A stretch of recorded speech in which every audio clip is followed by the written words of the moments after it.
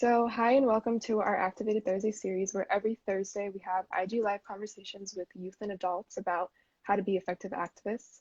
My name is Vanessa Garcia. I'm a sophomore at the University of Maryland, and I'm co-chair on the Youth Activism Project's Board of Directors. And today I'm here with Emily Weinberg, a member of the Mental Youth Alliance. Hey, Emily. Hi. So first, can you just give us like a little bit of background, like where you're from, how old you are? Yeah, of course. So I'm from Lexington, Massachusetts. I'm 19 years old, and I'm really passionate about mental health advocacy. In the past, I've also done some gun violence prevention, and just like some other general activism. I think it's really important to get your voice out there. Mental health has always been really important to me, especially like after I was hospitalized for depression. I was at McLean Psychiatric Facility. I just realized like how important it was to speak up and like talk about my experience because it helped other people feel comfortable enough to do the same. So Yeah, I yeah, that's a agree. little bit about me. Yeah, it definitely helps to like hear other people talk about things, especially like when you don't know what's going on with yourself, you know what I mean? So you can Yeah, like relate to other people. exactly. So you first joined the Youth Activism Project when you launched the organization Sophrosyne Mental Health. Can you share like Sophrosyne's mission and why you decided to create the organization? I'm sorry, you cut out. What did you say? Okay, sorry. I think it's my Wi-Fi. I said you joined the Youth Activism Project when you launched Sophrosyne. Can you share like the mission and why you decided to create the organization? Of course. So our mission is to bring like education and access to like materials about mental health and make them accessible for all teens, like regardless of where they come from. Not every school has mental health education. So our goal is to like make it understandable and also like not as like rigid. Mm-hmm. For example, like when I was going through like the mental health curriculum at my school, I kind of felt like it was very like textbook, like very straightforward, but it was kind of in a way where it felt like nobody was going through like what was like written on these Yeah. pages. So, you know, it's not very personable. So this website or like this organization, like we aim to make the resources like available, understandable, and also like connected to other people and like how people experience them, because we know that mental illnesses and mental health is like experienced for everybody, like it's all different. So Mm-hmm. yeah, our aim was to like create resources and also provide ways to like build connections and yeah, just really give people what they need in terms of mental health support, like especially teens. Yeah, I really like the website. Like I just went through it and I was looking through like the monthly archive of like different mental like disorders and illnesses that you like inform people about because it's like informative but also digestible. So I wasn't like over information and it's like really aesthetically pleasing too, which does help because I really don't like also like reading text like like the typical like textbook like mental health curriculum like you said. It's better to like what you're looking at too, because I guess at least for me, I like grasp the information more. And I really like the Yes. art on the website. I think it's great. Oh, thank you so much. So yeah, we wanted to create like kind of like a balance. So like there's stuff about like the neurochemistry, which was Yeah. really important for me to understand, knowing that like while it was in my control to like take care of my recovery and everything, that it wasn't completely my fault, Hmm. that it was just something, you know, like there are chemicals in your brain and there's sometimes imbalances. So like understanding that was really important. Also understanding how my medications worked and why it was so important for me to like make sure that I had like a schedule for taking them. Yeah, but we really aim to like have like some stories, also like celebrities who advocate so that people can see like the you know that you're not alone and like that other people are going through these things, especially like having like a role model is really great.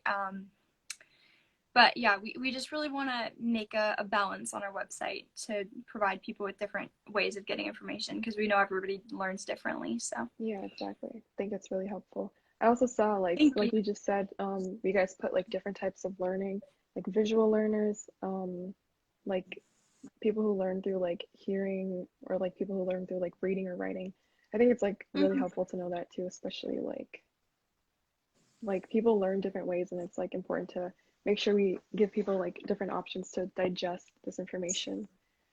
Yeah, exactly. um so I know that you want to influence legislation in Massachusetts so mental health can be incorporated into like curriculum. Why is it important for you that like kids and young adults are taught about this in school specifically and like at a young age? I think that I don't think obviously like we shouldn't be talking about the more like complex and like darker Right. side of mental health with like younger kids, but I think that even like little kids, that it's okay to like have feelings, it's okay to be sad, talking about it the same way that they do like physical health, like, oh, I have like a cut or whatever, like I need to take care of that. Like the same thing goes for like Hmm. something that's going on in your head. Like you need to recognize that like sometimes you might not feel your best. So I think like even teaching just like empathy and stuff like that, that goes a long way. And I really wish that like my school had done that when I was younger, because I had no idea what was going on in my head. My parents didn't know. Hmm. Um, like they didn't think that I could be going through like what I was going through. Right. So yeah, I just think also it really does help create like more of an open community. Like I think that in the long run, having like these conversations will make it easier to talk about these conversations in the future. So like even if like mental illness isn't prevalent like in like a group of like first graders or whatever, if they're taught to like communicate and be open about that, then as they grow up, they won't have to like feel like they have to keep it inside of them for so long. So I think that that's like a really big important thing. Also, learning how to be like an ally to people who have mental illnesses, and learning how to validate people's feelings is really important. I think that like as early as you can learn how to validate, early as you can learn how to like be there for a friend who's struggling, like the better off like we'll all be. So Yeah, I definitely agree. I think it's like really important what you said. Like a lot of people develop these conditions at a really young age. Like I remember when I was like, I feel like 11 or 12 maybe. I mm-hmm. like now I know that I have derealization disorder, but like when I was younger and I would like dissociate for like periods of months and it just like wouldn't go away for months and I just felt like I was so uninformed and I didn't know anything. I thought I had a brain tumor. Like I thought I was like definitely gonna die. I've had that feeling too. Yeah, like I didn't know what was going on and it was like really weird, but I think it's good to like learn coping mechanisms like when you're really young and stuff so you can like help yourself later on and just like become more knowledgeable about like what you're going through and you can like reach out to people and stuff. So it's More definitely yeah, self-aware too. exactly because it's like Yeah, I feel like it's so much harder when you don't know what's going on. Like exactly. Yeah. yeah. But having like a community of peers and like adults who are trained to like be able to talk about these things, like or these things. Um, so I'm working with a legislate or like over the summer I did an internship with a representative. His name is Jack Patrick Lewis. He's really nice. And I worked on some mental health legislation. So I looked at like hotlines on the back of ID cards. And then something else that I've been working on and I'm probably going to talk with him about next week is like teacher training. So like having teachers learn how to like validate people's feelings. For me, I had an experience in school where I was on a trip to Greece and Bulgaria. It was really fun, but Mhm.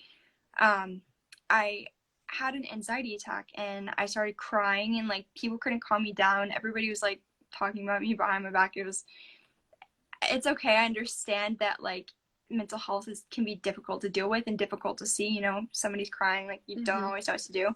But the nurse, instead of telling me that like it was okay and like that like my feelings were valid, she told me that I was overreacted to calm down. Oh, that makes me so Which angry. ended up Yeah. yes. So, and like, you know, like nurses are supposed to like be there for you. And Mhm. for me, it was really like hurtful, but like eye opening because, you know, like they probably aren't provided with the training that they need to, like, in order to like learn how to de escalate a situation like that. Um, but it's really something that I'm passionate about and I try to like work on. I actually had a conversation with that nurse later and I told her like how it hurt my feelings and like what in the future I would have liked. And you know, like trying to educate people as much as possible, but also like being understanding that people are in different places, they learn different things. You know, some people are taught like, oh, like be a man or just like suck it up or whatever. Um, but yeah, having conversations. But Mhm. I think that teacher education is really important, or like training. Sorry, um, just of how to like be there for someone. like for yeah, the past few months since we're being open here, the past few months, like I have like been having more panic attacks too. So like one night before like a really Mm-hmm. big assignment, I had one and like, I kind of wasn't able or like in the right mindset to like finish the assignment. And Mm-hmm. then like, you end up like emailing the professor being like, "Hey, can you please like maybe give me an extension?" And then just like not getting any sympathy back. And I understand like there are deadlines that matter, but like sometimes it would be nice if they like understood things a bit more, you know what I mean? I think, and also like there is a big difference because like some teachers are like really completely Yeah. understanding.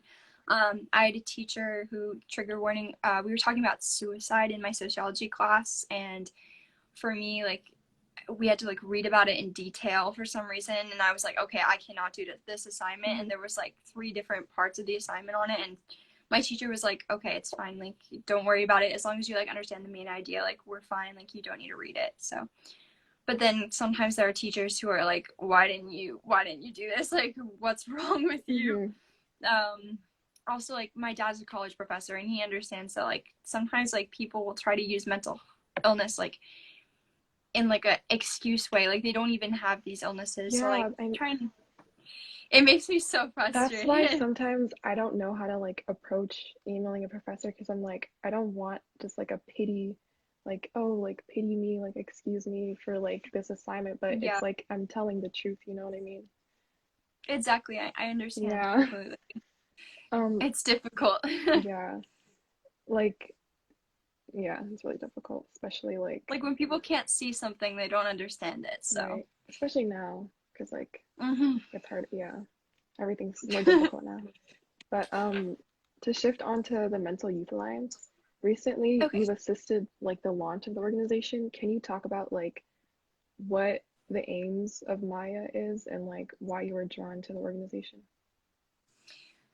So Maya is like it's like basically an organization or like a coalition, sorry, that connects teens like from all over the country, and provides them like with a space to like be able to talk openly about their mental health. Also addresses different things such as like like mental health affects different communities differently, so it talks about that. And there's also like we're talking about counselors, not cops, because in a lot of communities, rather than having like counselors, mental health counselors, to de-escalate situations, they have like resource officers who have guns Yeah. and don't really understand the severity of the situation or what the students are going through always. So like we have that, and or it's just really great to see like that mental health is being addressed by teens for once. Like teens are talking about mental, or like being able to like being, or they're listened to talk about their mental health, because so often it's the adults that are making the decision for the kids. And like I don't know, honestly, like I just don't understand. Like it's so long.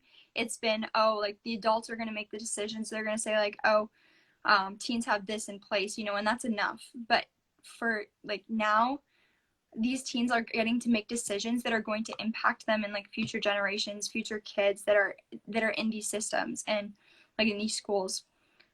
So yeah, and I also think that it's just really great that we're breaking down mental health and just like injustice and all of that, and like just combating it from so many different angles at once.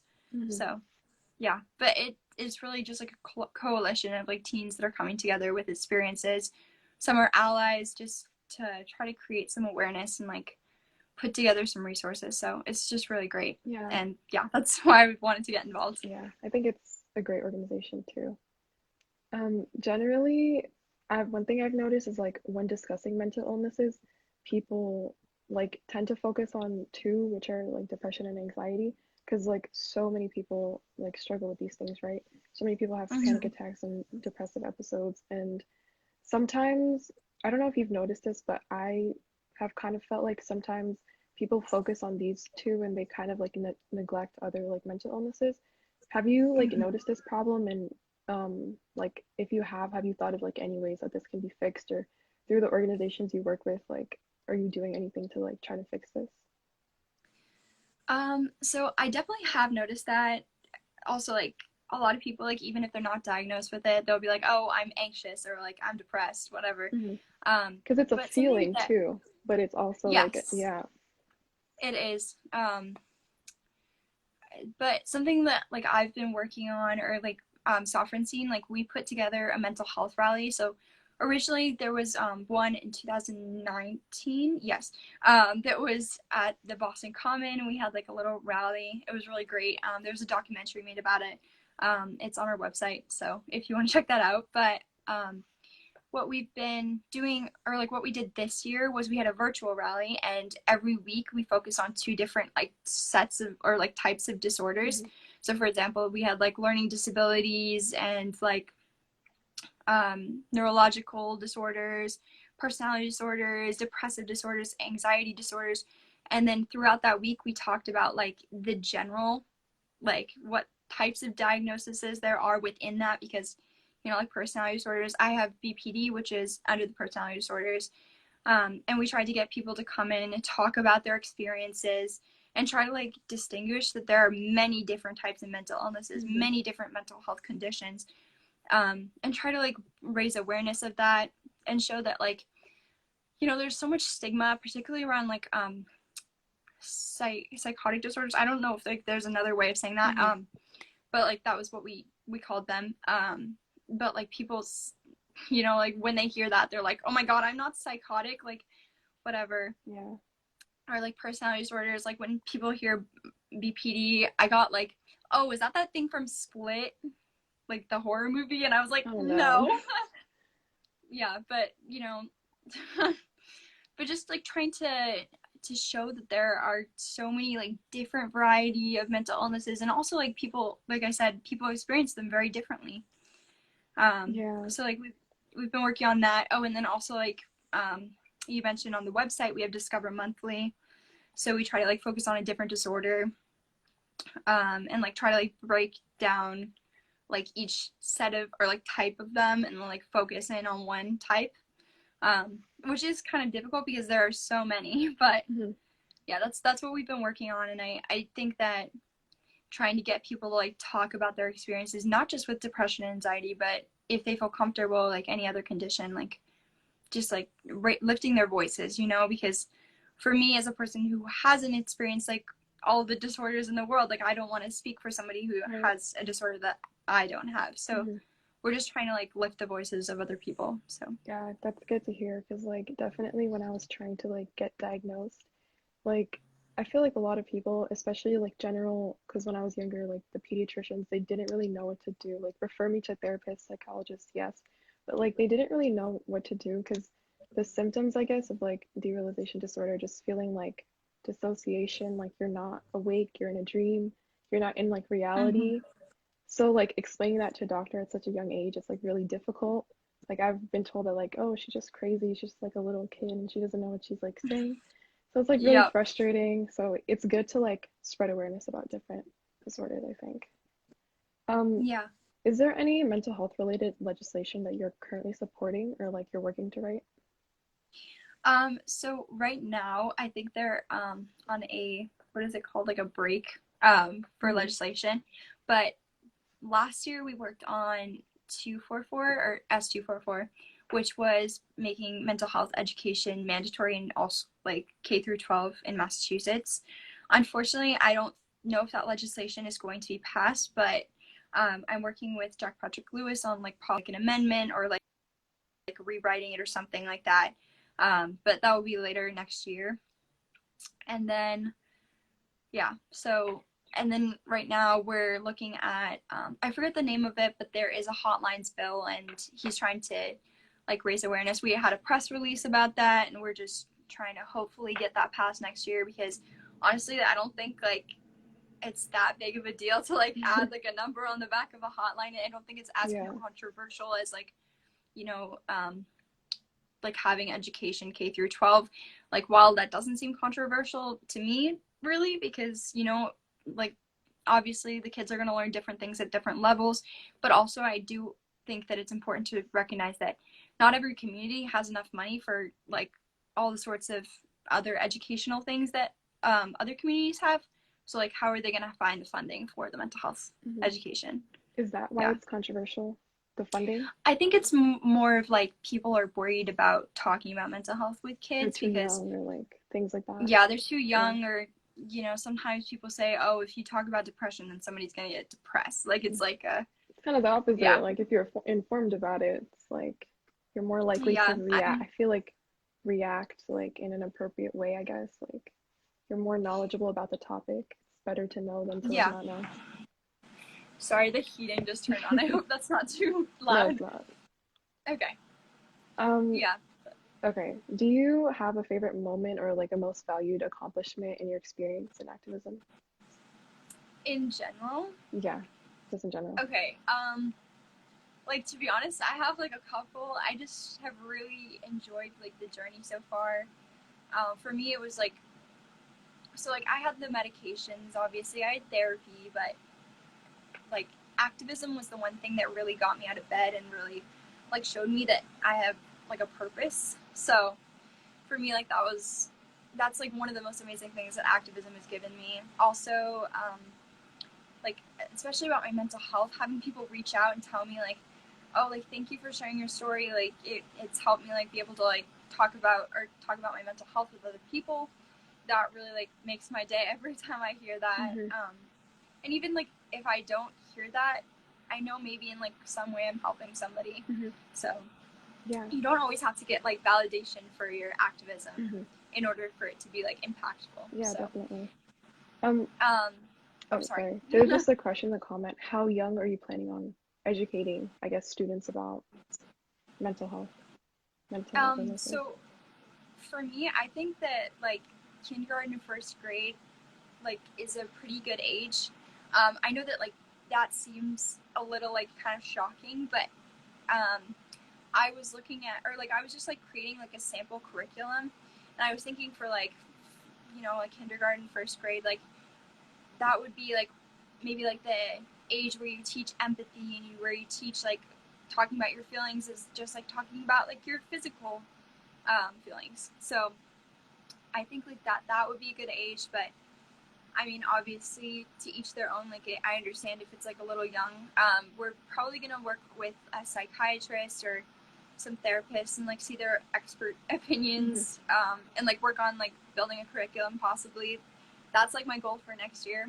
Um, but I think at the very least talking about it in middle school, because like I don't think we talked about it in middle school in my school. Yeah, me neither. Or Um, if we did, it was just very, very brief. Yes, and that was the time my mom got breast cancer when I was in fifth grade, and that was when I started struggling with seasonal depression. Um, but I didn't know what was going on, Hmm. like at all. So yeah, if I had gotten education there, like I can only imagine like what my life would look like. Um, but obviously, like for me, like I don't like resent not like having my diagnosis is Hmm. like I think they make me who I am, and like I'm proud of who I am.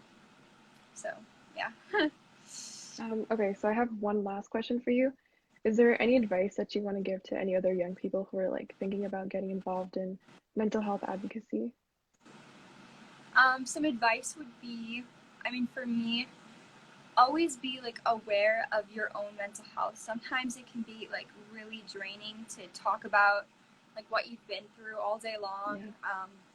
and it can be like really overwhelming, especially like reading statistics of trigger warning against suicide. Like for me, like every time I read those, it's completely draining and it like upsets me a lot. So I have to sometimes like put it away. Also, just advocacy in general, you have to be aware of like how well you're doing and like when to say, okay, I need to take a break and like focus on me now. But in general, like advocacy is really great and it's such an amazing place to get involved. Like I've gotten so many like new friendships and just like gained a lot of self-awareness, and I'm really happy with who I am because of activism. So Hmm. I encourage you to go out and like find something you're passionate about, and like you got it. So Okay, so thank you so much, Emily, for sharing all these great things about mental health advocacy. Do you have any like last thoughts or anything to add?